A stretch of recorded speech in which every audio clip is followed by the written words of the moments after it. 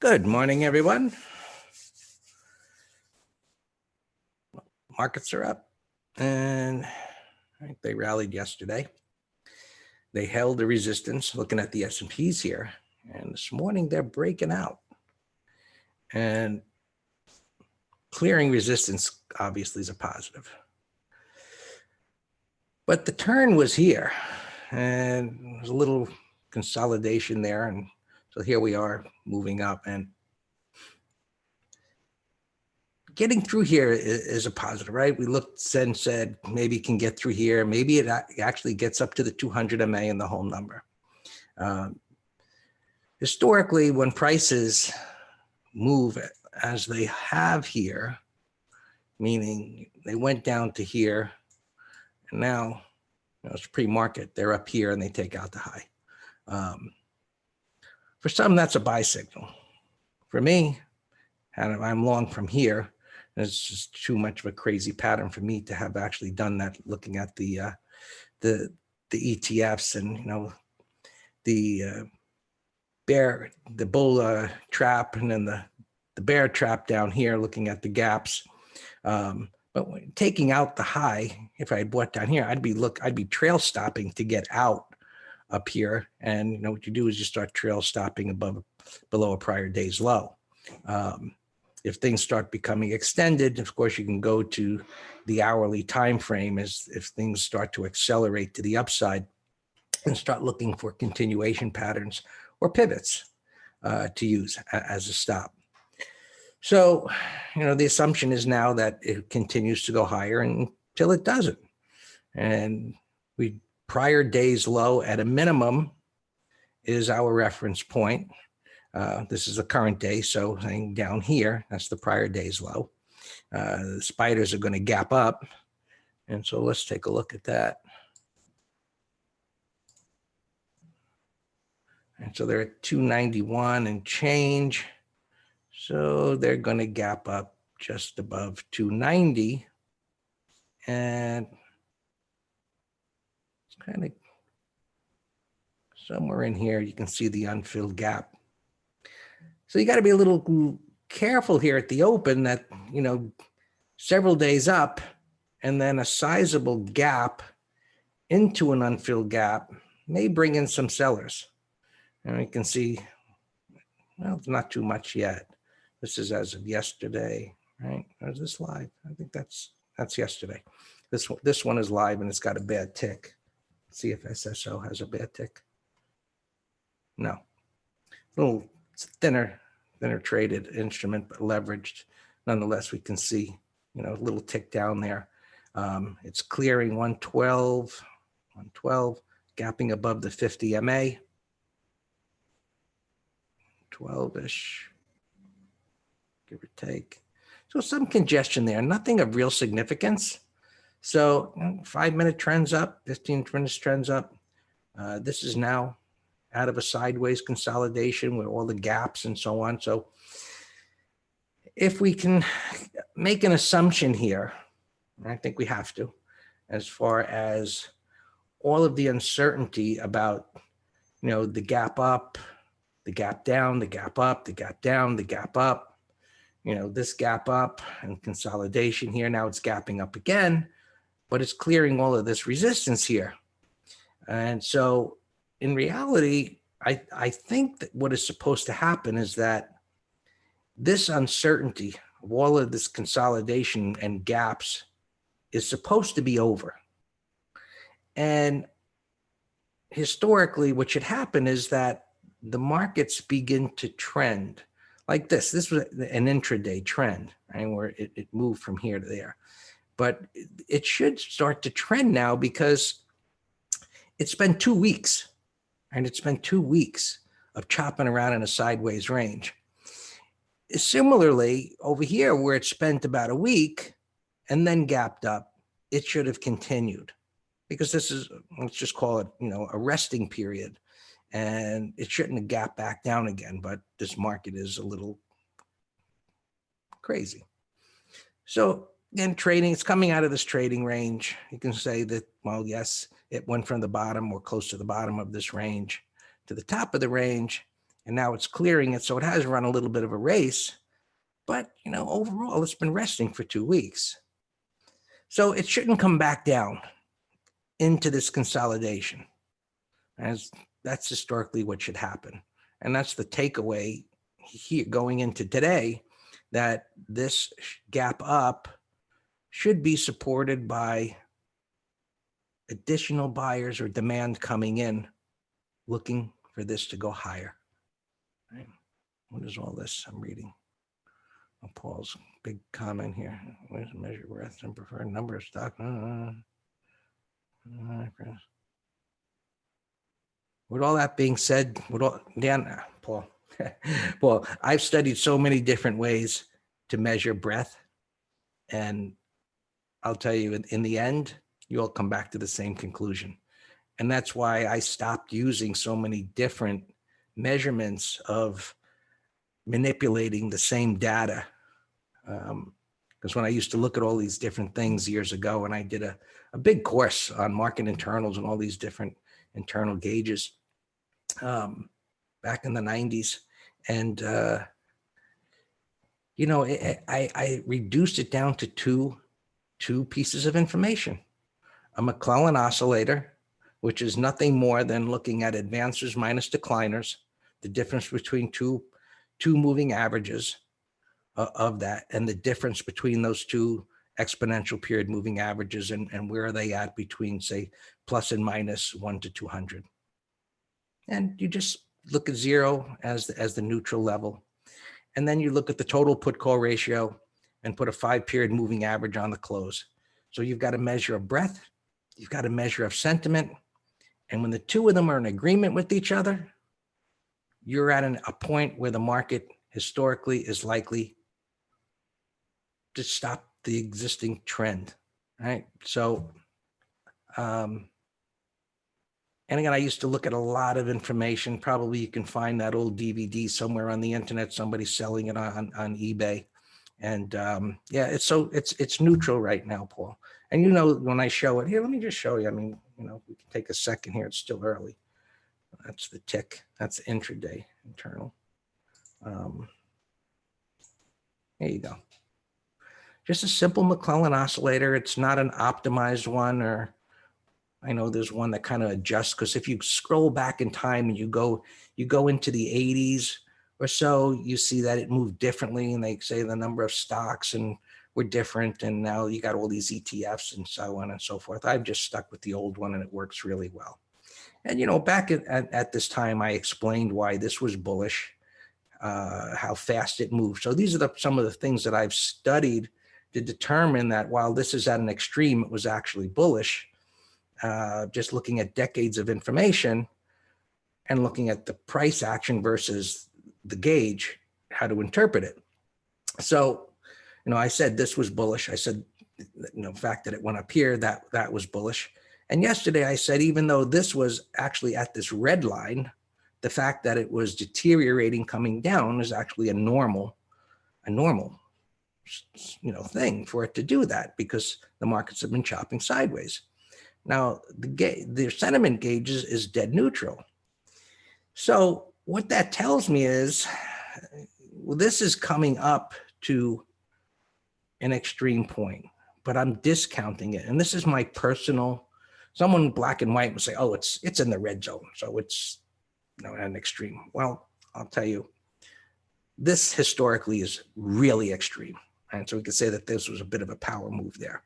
So I'm discounting this a bit, because if this is truly going to go up, as what we're looking at today is implying, because it's coming out of a resting period, this breadth gauge should come up into the area or possibly even exceed it when it comes and this goes up. Because just think the common sense point of view that the stocks that this is measuring are supposed to participate more or even more as this goes up. Now, and then as that happens, the wrong way option traders will go all in and buy calls should the market go up like that.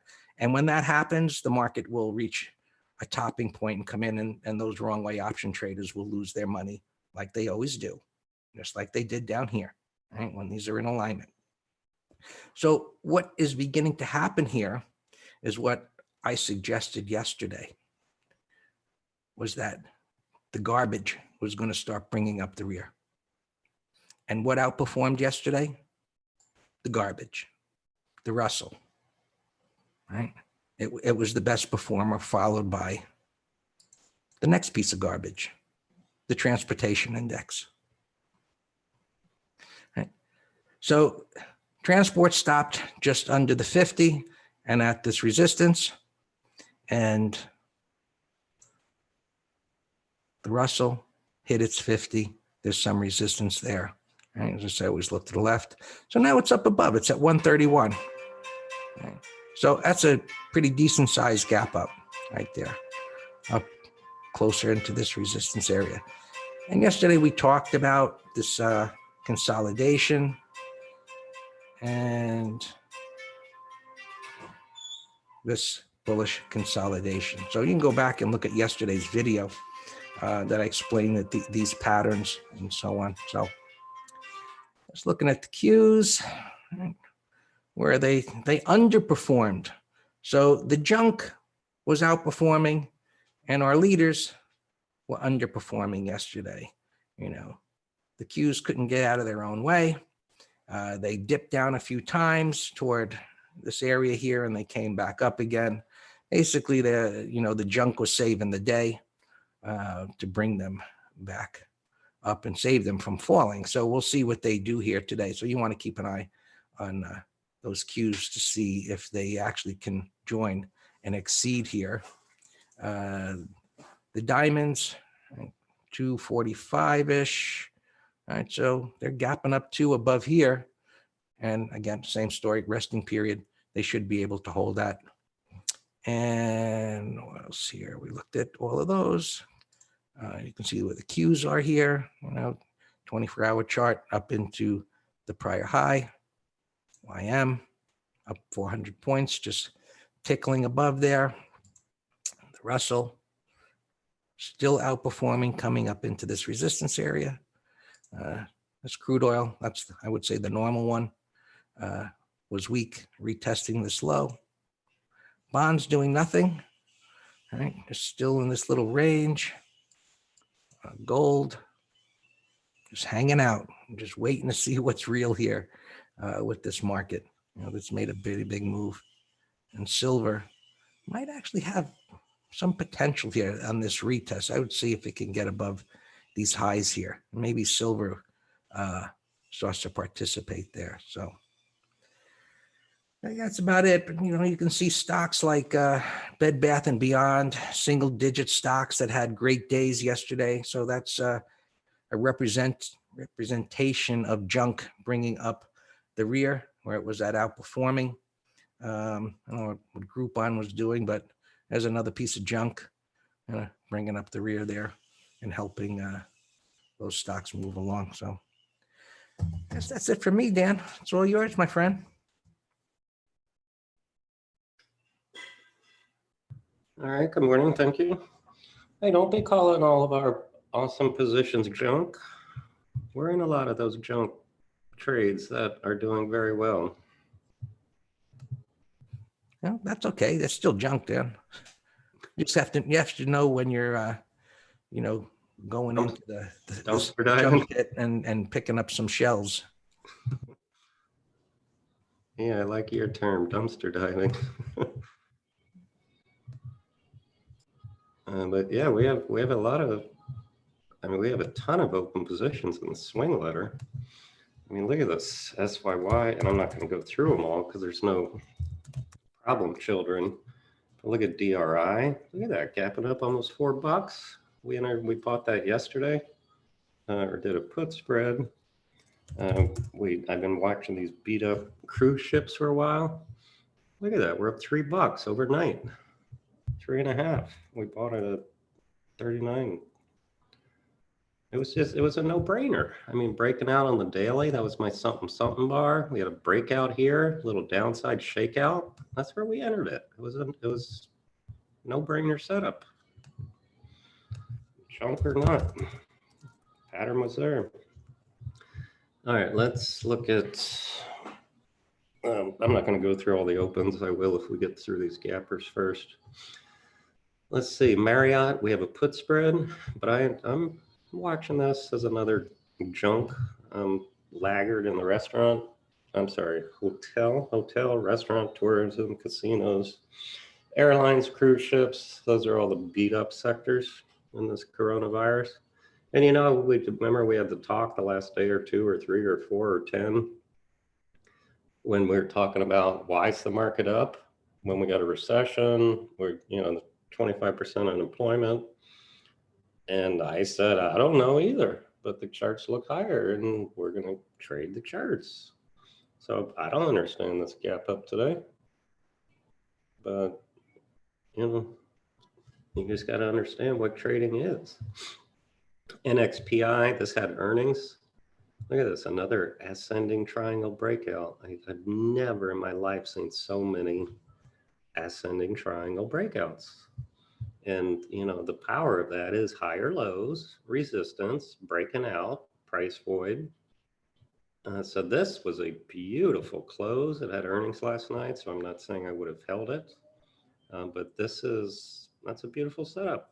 Had a bullish gap here last week, wide range bar. Remember talking about triangles. This was a descending triangle that we were actually short, but then we got out the other day just because I knew earnings were coming up. Well, you say no love, but you know, it's recovering. It's back to green. But the airlines, I looked at them yesterday into the close. They are sure still lagging.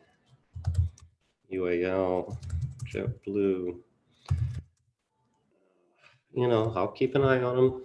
Those are definitely junk too, but there's no pattern. So I only trade junk when there's a bullish pattern. This was earnings, 28 bucks. That's a bullish gap over a red bar. Not a great price void though, is a problem, but McGraw put spread. 10, look at that, another ascending triangle. Look at that. It's amazing how many of these there are. So I don't know if this one was earnings, but no, it's not. I think, no, MGM is earnings in 2 days, but I saw this one popping also. Could be a day trade. But Penn has room. Penn looks better, bullish pre-market. I like that. SIX I saw. This was another beat up one. I've been watching Six Flags. I mean, who's going to go ride a roller coaster anytime soon? And play here, another beat up one, but I don't like that chart as much as Six. But you know, who's going to go eat and play pinball at Dave and Buster's? SDC, you know, recent IPO that's got beat up. Bullish gap here, but I don't like the pre-market action. Sanmina had earnings gapping down. Nothing to do with that. PI gapping up 22 bucks. We'll come back to it. I don't like this recent action. LYV McGraw. Another bottoming pattern, but this is resistance, so that's where it's gapping to. HLIT, bearish gap, 6 bucks, no pattern. FFIV, 140. Wow, that's a big gap. Big gap, but nothing to do. CGNX says it's up $1.81, but I don't see any volume. AMKR 1070, bullish gap, but extended now. Look at this. It's not a textbook ascending triangle, but look at the trend line here. And then this is like a secondary consolidation. into the rising 20, declining 50, tight, that suggests expansion of volatility. And I mentioned to you all yesterday, tomorrow, our MT Live is on selling zero DTE spreads. McGraw, are you going to be our guest speaker? I'm putting your picture in there, by the way.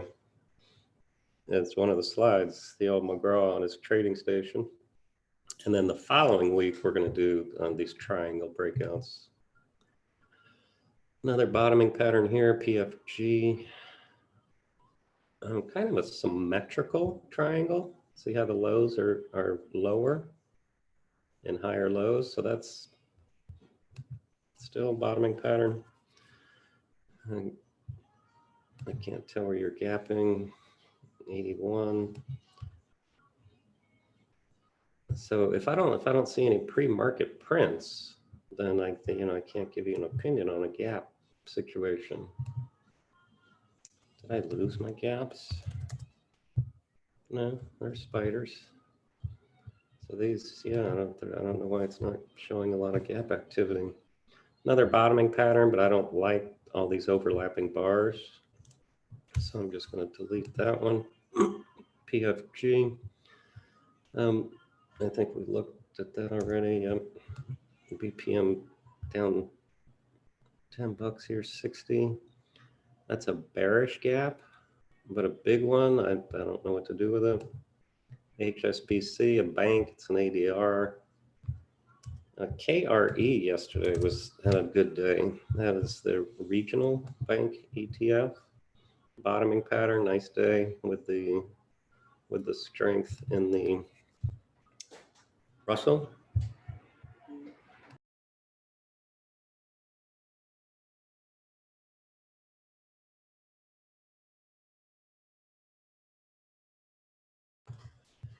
RCL we already looked at. UBS, another ADR, but gapping up. Bullish gap. PVH.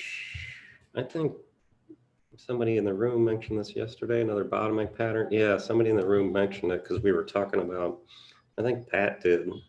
We were talking about the strength of that 15-minute day yesterday. Look at that. That, if we talk about trend quality, trend strength, there are not two red bars in a row. That's amazing strength right there. Hey, Debbie. A Ralph Lauren bottoming pattern. I can't tell where it's trading. In terms of bottoming pattern, I think I like the ascending triangles better, McGraw, because then they are through multiple levels of resistance, right? Compare this to DRI.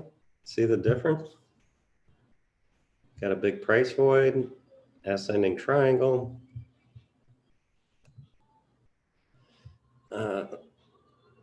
This one has a price void. It's up a little bit. Also a bullish day yesterday, bullish 15-minute chart. This is a put spread idea.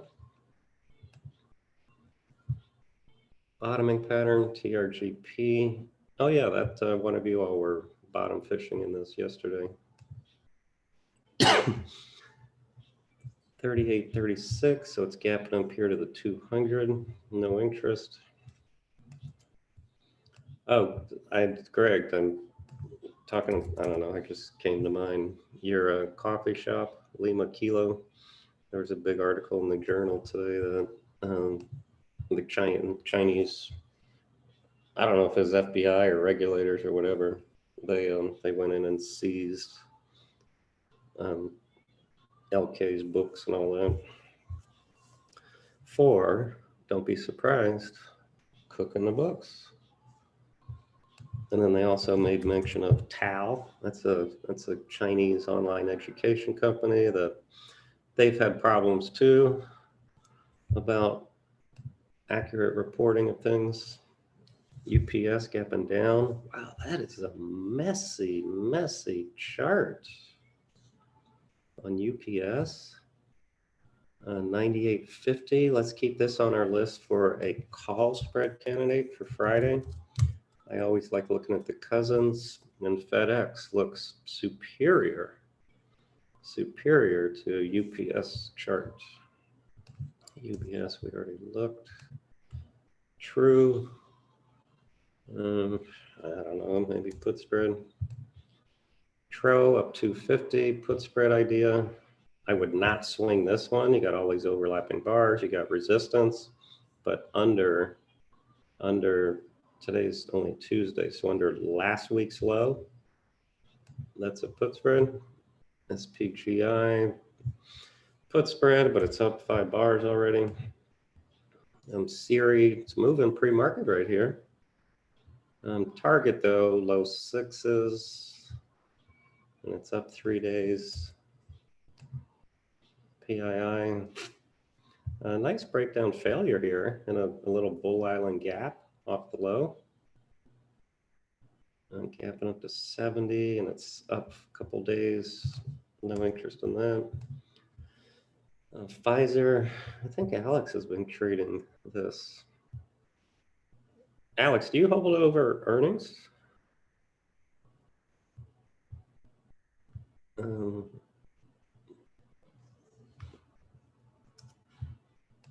Never, okay. Somebody mentioned Pfizer yesterday.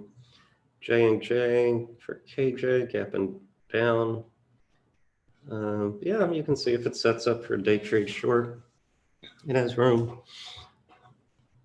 What an amazing run off the low. Look at this, 110 to 155, 156. Pepsi, 137. Kramer was talking about Pepsi this morning, saying they had a good quarter. You know, Kramer also said, he said, AMD is going to have a blowout quarter. And I just don't understand how anybody, unless you have inside information, how anybody can be so confident on a statement like that. I don't get it.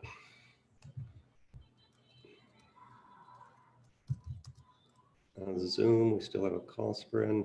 Win, Derek, yeah, I liked when I won. We had as a put spread in the letter, and the gap up yesterday made it where we didn't get our desired credit. But you know, so many things still look higher. Q's the weakest here. You know, gapping up. Yeah, Q's the weakest, as they were yesterday too. Hey Debbie, remember SYI? SYY? That came from you. Do you remember? Hey, that was an Earth, Wind, and Fire song. Do you remember that? Do you remember? All right, how about we have a tight stop under 56 to book those gains?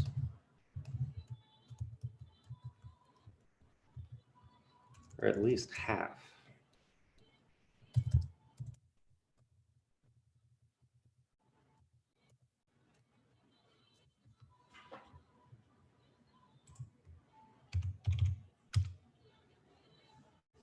Actually, let's do two. I'm going to change my mind. Let's sell a third right here in the strength, 57.37. 1/3 stop, 55.98. 1/3, 55.98.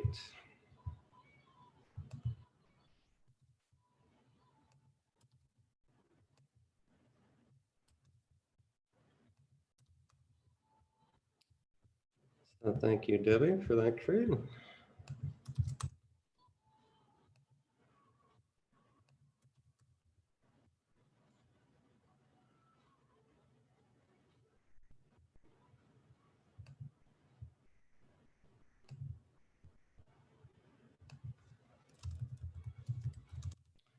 RCL, I didn't give it to you all, but we sold half of RCL pre-market, folks, at 42 bucks. I see the cruise ships coming in here a little bit.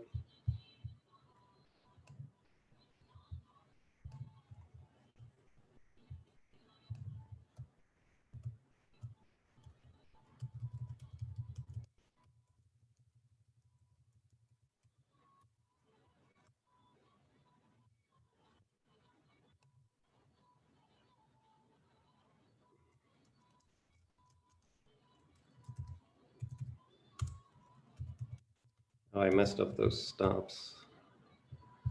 SYY. It's half. 15.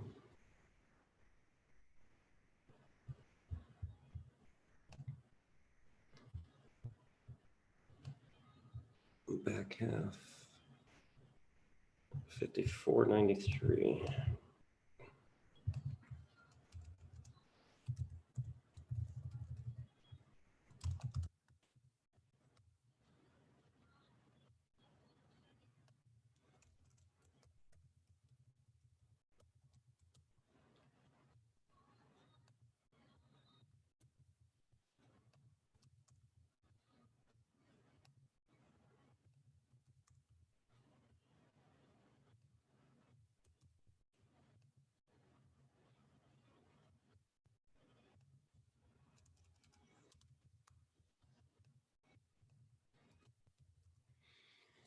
Um,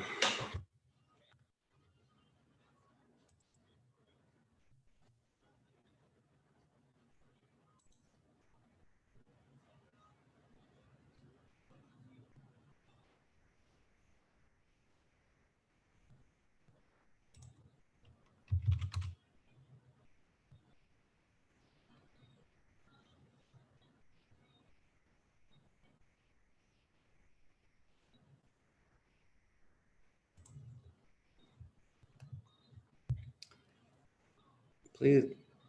Yeah, hey, Aslam. Yeah, I guess, I corrected the stops.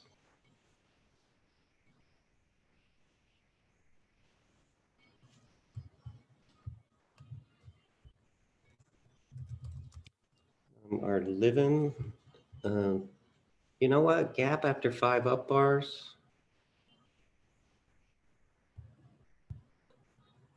Let's just super tight here under the low, 58.32, living.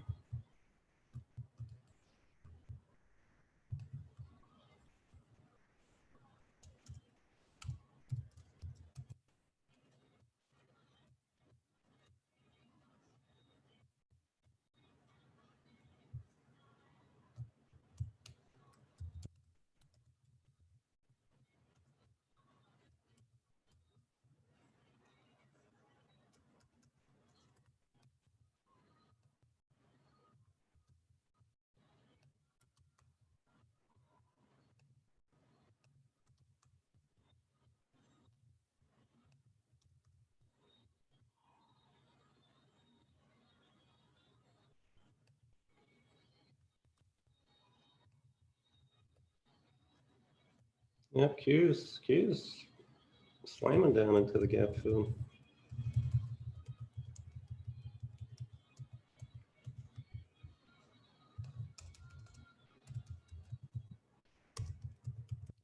Very, very nice trade on this. Living.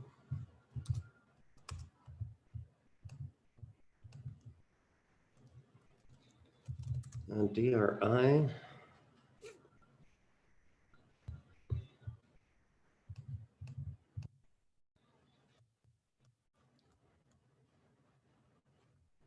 We only did a put spread on DRI. We didn't buy it. A beautiful ascending triangle. Beautiful. Hey, our CNK dog is coming back to life. That went against us a little bit. DKS, we had a put spread. Just glancing at opens here.